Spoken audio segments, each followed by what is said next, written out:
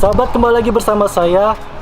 Saya ingin berbicara tentang passion atau gairah. Di Roma 12 ayat 11 dikatakan, janganlah hendaknya kerajinanmu kendor, biarlah rohmu selalu menyala-nyala dalam melayani Tuhan.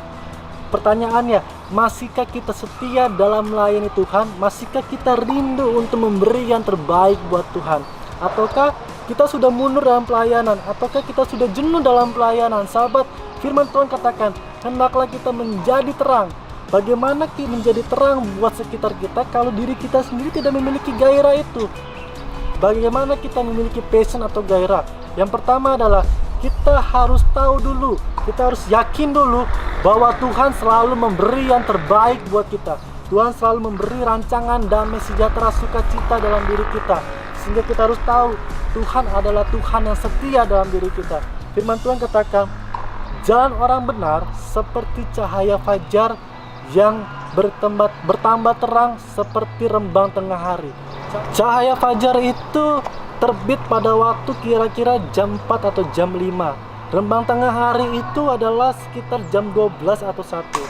Berarti jalan orang benar itu akan semakin naik, bukan akan semakin turun. Sahabat, lihat, kalau kita percaya kepada yang benar, kita akan terus naik, bukan turun, sahabat.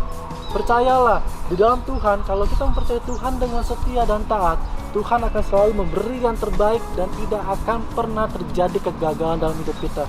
Yang kedua adalah bagaimana memiliki passion atau gairah adalah kita harus mempunyai destiny yang jelas sehingga kita tahu apa yang harus kita lakukan. Contohnya begini, dalam melakukan sesuatu kita harus memiliki program yang jelas.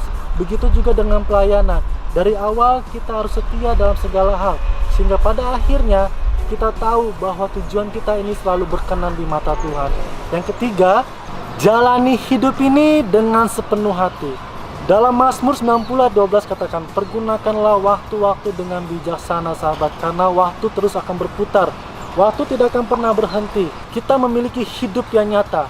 Hidup yang real itu bukan dari kemarin ataupun besok.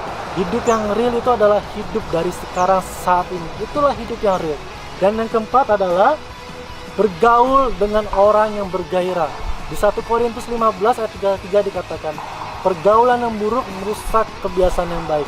Kepada siapa kita bergaul, kepada siapa kita berteman, itu akan bertampak dalam gairah hidup kita. Mari paksa diri kita sehingga kita bisa memberi yang terbaik buat Tuhan. Tidak peduli berapa banyak masalah Anda, tidak peduli berapa banyak pergumulan Anda, percayalah Tuhan Yesus selalu memberi yang terbaik kalau kita memiliki passion, gairah dalam hidup ini. Amin.